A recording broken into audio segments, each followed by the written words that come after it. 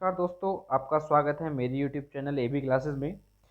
मैं आज आपके लिए ज्योग्राफी का हवा का एक टॉपिक लेके आया हूँ, जिसमें हम लास्ट क्लास में हमने पढ़ा था वायुमंडल के बारे में। इसी प्रकार नेक्स्ट टॉपिक है, इसमें टेम्परेचर बेल्ट के बारे में हम थोड़ा सा जान लेंगे। उसके बाद हम हवा का टॉपिक, विंड का हम टॉपिक स्टार्ट करेंगे। उसने से अगर आपको वीडियो अच्छी लगती है तो वीडियो को अगर लाइक लाइक कर दें। अगर आप चैनल पर नए हैं तो चैनल को सब्सक्राइब कर लें और वीडियो को शेयर भी कर दें। चलते हैं अपने टॉपिक की ओर। हम देख लेते हैं फर्स्ट, ये हमारा ग्लोब है। ग्लोब से हम थोड़ा सा समझ लेते हैं। ये हमारी 0 डिग्री भूमध्य रेखा है। इसमें 30 डिग्री, फिर 60 डिग्री, फिर 90 डिग्री। बेसिकली 90 डिग्री पे जो ध्रुवों पर होता है वो टेम्परेचर जो होता है वो बिल्कुल माइनस में होता है। टेम्परेचर बहुत ज़्यादा कम होता है। हम फर्स्ट देख लेते हैं। हम जब 0 डिग्री पे होंगे तो टेम्परेचर अधिक होगा। जब टेम्परेचर अधिक होता है तो वायु दाब, प्रेशर कम होता है। ये मैं आपको लास्ट क्लास में बता चुका था, ये प्रोपोर्शनल होते हैं एक दूसरे के। ऐसे ही 90 डिग्री पे जो होता है वो तापमान कम होगा तो प्रेशर ज़्यादा होगा। 30 डिग्री पे देख लेते हैं, वहाँ पर सेकेंड उसमें तापमान कम होता है, और जो जब तापमान कम होगा तो प्रेशर ऑटोमेटिकली बढ़ जाएगा। जरा 60 डिग्री पे देख लेते हैं, इसमें तापमान बढ़ जाएगा और प्रेशर कम हो जाएगा। अब देख लेते हैं, कोई भी वायु है वो हाई प्रेशर से लो प्रेशर की ओर चलती है।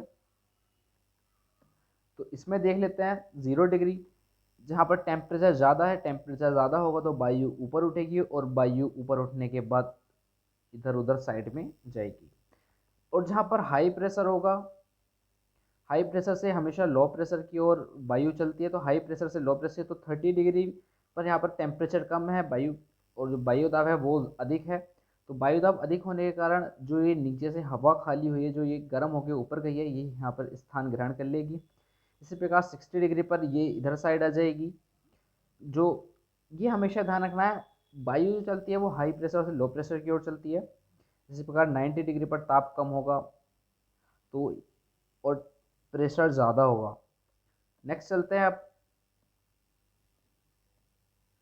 ये मैंने आपको लास्ट वीडियो में भी बताया था, ये ध्रुवीय उष्ण वायुदाब पेटी है, ये ध्रुव है, ये उष्ण कटिबंधीय है, ये भूमध्य रेखीय है। ये आप ध्यान रखेंगे। अब देख लेते हैं नेक्स्ट क्या होता है। ये बहुत ज़्यादा इंपॉर्टेंट क्वेश्चन है कि वायुदाब पेटियाँ कितनी होती हैं। तो वायुदाब पेटियाँ 7 होती हैं। ये हम ध्यान रखेंगे, एग्जाम में कई बार पूछ लिया गया है। कोरिल्स फोर्स क्या होता है, एक बार इसके लिए जान लेते हैं। पृथ्वी पर हवाएं और सभी समुद्र जलधाराओं को अपने मार्ग से विक्षेपित मुड़ जाती हैं, उस बल को कोरिल्स बल कहते हैं। इसमें क्या है, जितनी भी समुद्री जलधाराएं और पृथ्वी पे हवा है वो मार्ग से अपने विक्षेपित हो जाती हैं, मुड़ जाती हैं। इसी को हम बोला जाता है कोरिल्स बल। नेक्स्ट देख लेते हैं। नेक्स्ट देख लेते हैं, ये क्वेश्चन इंपॉर्टेंट रहेगा, कहाँ पर कोरिल्स फोर्स का मान शून्य होता है।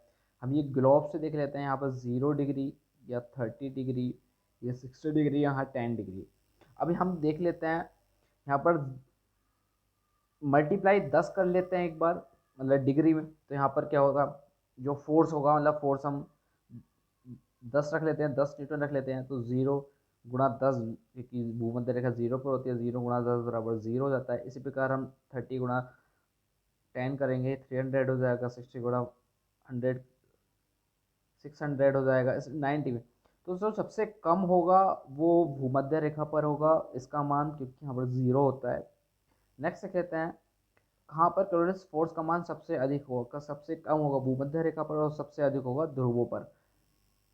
नेक्स्ट देख लें, फेरल लॉ। ये होता क्या है, इंपॉर्टेंट क्वेश्चन है बहुत।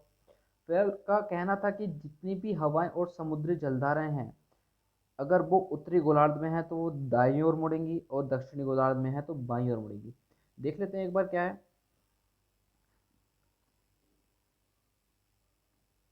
ग्लोब है, ग्लोब में हम देख लेते हैं। यहाँ पर लो प्रेशर, हाई प्रेशर, ये हम ध्यान रखेंगे। अब क्या होता है इसमें, जैसे कि बताया है कि किधर साइड को मुड़ेंगी। अगर उत्तरी गोलार्ध में है तो दाईं ओर मुड़ेंगी, अगर दक्षिणी गोलार्ध में है तो बाईं ओर मुड़ेंगी। तो इसमें देख लेते हैं, हाई प्रेशर से लो प्रेशर की ओर हवाएं मुड़ती है, इस बात का ध्यान रखना है। तो हाई प्रेशर से लो प्रेशर की ओर जाएंगी। उसी प्रकार ये इधर साइड हो जाएंगी, सब इधर साइड हो जाएंगी, उत्तरी गोलार्ध में है। तो अब हाई प्रेशर से फिर लो प्रेशर की ओर हवा जाएंगी, तो ये फिर मुड़ जाएंगी, हवा विक्षेपित हो जाएंगी। इसी प्रकार ध्रुवों पर हाई टेम्परेचर होता है, तो ये फिर विक्षेपित हो जाएंगी। नेक्स्ट देख लेते हैं, किन पवनों को ग्लोब पर मेंटेन किया गया है। तो वो स्थायी पवनों को दर्शाया गया है ग्लोब पर, ये हम ध्यान रखेंगे। नेक्स्ट देख लेते हैं, किस अक्षांश से किस अक्षांश के बीच क्षेत्र का को शांत क्षेत्र कहते हैं। तो वो 5 उत्तरी अक्षांश से 5 दक्षिणी अक्षांश को हम बिल्कुल शांत क्षेत्र करते हैं, जहाँ पर कोई भी एक्टिविटीज़ नहीं होती है। और 30 से 35 उत्तरी अक्षांश पर दक्षिणी अक्षांश के क्षेत्र को अरब अक्षांश कहते हैं, ये हम ध्यान रखेंगे। हम थोड़ा पवन के बारे में पढ़ लेते हैं, पवन होता क्या है, विंड के बारे में पढ़ लेते हैं। पवन क्या है, जब हवा क्षैतिज चलेगी तो उसको पवन कहेंगे। और वायु क्या है, जब हवा ऊर्ध्वाधर चलेगी तो उसको वायु कहेंगे। फेरल का नियम एक बार देख लेते हैं। अगर ये NH पे जाएगी तो राइट की ओर हवा मुड़ जाएगी, और SS पे जाएगी तो बाईं ओर मुड़ जाएगी, ये हम ध्यान रखते हैं। नेक्स्ट देख लेते हैं, नेक्स्ट होता क्या है, पवनों के प्रकार देख लेते हैं कौन कौन से हैं। टाइप ऑफ विंड्स, ये 3 प्रकार की होती हैं।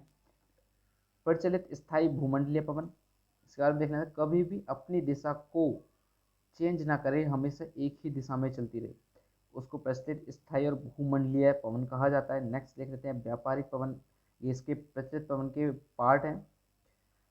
30 डिग्री से 5 डिग्री उत्तरी व दक्षिणी दोनों अक्षांशों में चलती हैं ये पवनें।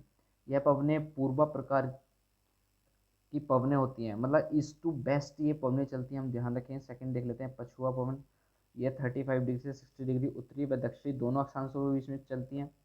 दक्षिणी गोलार्ध में जमीन की मात्रा कम और जल की मात्रा अधिक होने की वजह से इन्हें पछुआ पवनों को अलग अलग नाम दिया गया है। तो वो देख लेते हैं कहाँ कहाँ से जो डिग्री पर ये पछुआ पवनें आती हैं, वहाँ पर कौन कौन सा नाम देखे। 40 SS पर दिया गया है गजरती 40, 50 SS पर दिया गया है भयंकर 50, और 60 पर दिया गया है चिट्ठी 60।